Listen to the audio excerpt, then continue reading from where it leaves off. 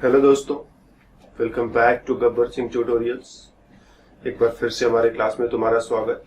Coordination chemistry चल रहा है।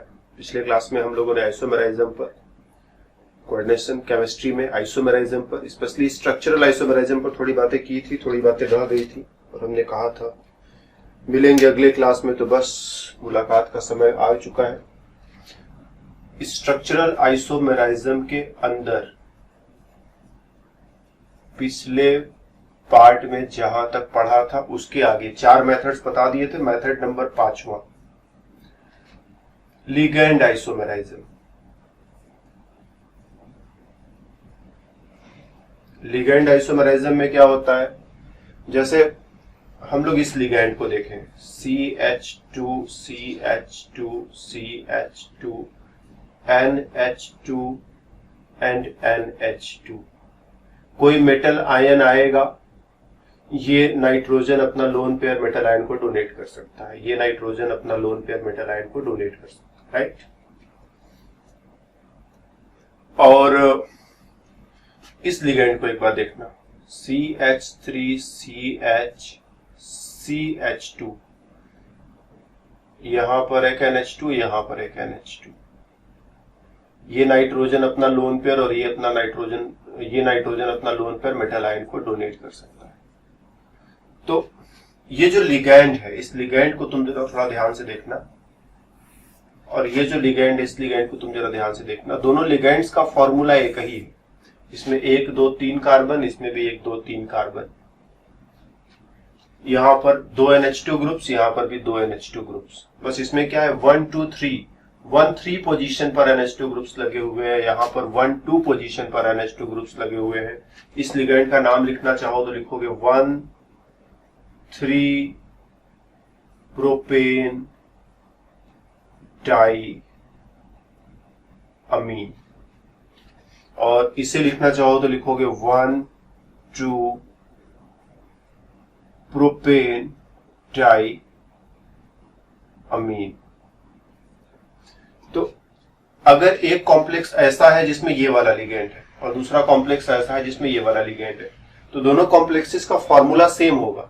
बाकी चीजें अगर कॉमन रखें, सिर्फ अंतर इसी चीज का रहने दें, तो दोनों कॉम्प्लेक्सेस का फॉर्मूला सेम होगा, लेकिन दोनों में लिगैंड्स थोड़े थोड़े बदल गए। लिगैंड का टोटल फॉर्मूला सेम है, लेकिन लिगैंड्स के स्ट्रक्चर में थोड़ा अंतर आ गया। यहां पर 1 3 डाइअमीनो था, डाइअमीन था, यहां पर 1 2 डाइअमीन हो चुका है। तो इस बार जो कॉम्प्लेक्स में अंतर आ रहा है वो लिगैंड के अंदर वो अंतर देखने को मिल रहा है, एग्जैक्टली। तो इसमें मेटल का कोई दोष नहीं है, मेटल तो उसी तरह से चुपचाप बैठा हुआ है। लिगैंड जो है 3-5 कर रहा है।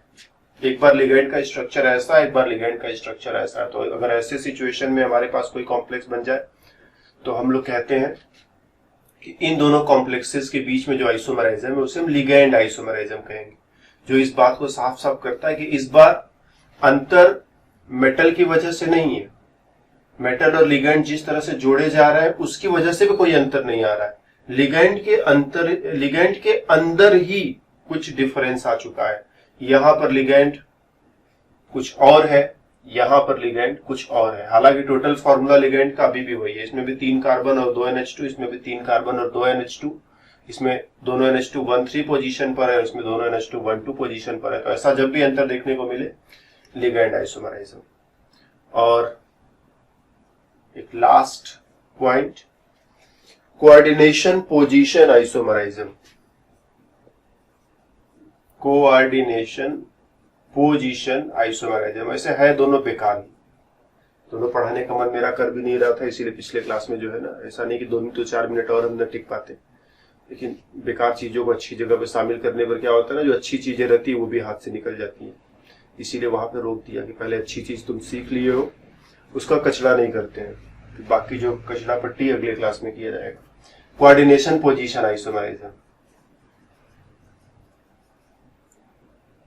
इसमें क्या है, जैसे कह दो एक मेटल कोबाल्ट, दूसरा फिर से कोबाल्ट, दोनों के बीच में एक ब्रिजिंग लिगैंड जानते ही होगे।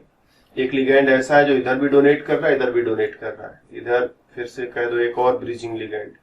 NH2 पर एक माइनस होता है, ध्यान देना, कोबाल्ट पर 3 प्लस है। ये प्लस माइनस अपने मन के अंदर रखेंगे, क्योंकि जब हम लोग कहीं लिख करके दिखाते हैं तो हम लोग मानते हैं कि प्लस माइनस पता रहेगा, समझाना नहीं है। तो ये तुम्हारे लिए हमने लिख दिया, मन के अंदर रखोगे। इस कोबाल्ट के साथ 3 अमोनिया, अमोनिया पर कोई चार्ज नहीं होता है, और 1 क्लोराइड, इसके साथ भी 3 अमोनिया और 1 क्लोराइड, राइट। तो और इस पूरे कॉम्प्लेक्स को अगर देखोगे तो क्लोराइड पर भी एक माइनस है और एक माइनस है, इस कोबाल्ट पर भी 3 प्लस है। टोटल चार्ज कितना हो जाएगा? 3 पॉजिटिव मिलाकर के 6 पॉजिटिव, और 1 2 3 4 निगेटिव है। तो 6 पॉजिटिव और 4 निगेटिव, मतलब 4 प्लस और 4 माइनस एक दूसरे को कैंसिल कर देंगे, 2 प्लस बाहर में बचा रहेगा। तो ये सब हटा करके सीधे सीधे बाहर जो है 2 प्लस लिख दिया जाए। तो एक कॉम्प्लेक्स ये हुआ। और दूसरे कॉम्प्लेक्स में क्या करेंगे? क्लोराइड यहां से यहां पहुंचा दो, एक अमोनिया इधर से उठा करके इस पर लगा दो। CO NH2 CO NH2 NH3, यहां पर NH3 था, 4 कर देते, एक अमोनिया यहां से यहां उठाना है और क्लोराइड यहां से यहां ले जा रहे हैं। तो NH3 2 टाइम्स एंड Cl2, ठीक, और ब्रैकेट फिर से बंद कर दो। अभी भी टोटल चार्ज वही रहेगा जो पहले था, क्योंकि वही सारी चीजें जो पहले अंदर थी वही भी अभी भी अंदर है। तो जब इस तरह का आइसोमरिज्म मिले कि एक बड़ा सा कॉम्प्लेक्स है जिसमें 2 मेटल सेंटर्स हैं, बीच में कुछ ब्रिजिंग लिगेंड्स लगे होंगे जो दोनों मेटल्स को एक दूसरे के साथ पकड़े रहेंगे, इस वाले मेटल सेंटर पर कुछ लिगेंड, इस वाले मेटल सेंटर पर कुछ लिगेंड, और इस सेंटर से कुछ लिगेंड उस सेंटर पे चले जाए और दूसरा कॉम्प्लेक्स बन जाए, तो इन दोनों कॉम्प्लेक्सेस को बोलते हैं ये दोनों एक दूसरे के कोऑर्डिनेशन पोजीशन, मतलब पोजीशन बदल गया, एक मेटल से दूसरे मेटल के पास, एक मेटल सेंटर से दूसरे मेटल सेंटर के पास लिगेंड जा रहा है, तो coordination position isomerism, and that's all. Structural isomerism यहीं पर कंप्लीट होता है, और हम भी क्लास को छोटा ही क्लास खत्म कर देते हैं। फिर मिलेंगे दूसरे क्लास में, तो हम लोग स्टीरियो आइसोमराइज्म की बातें करेंगे। तब तक के लिए बाय बाय।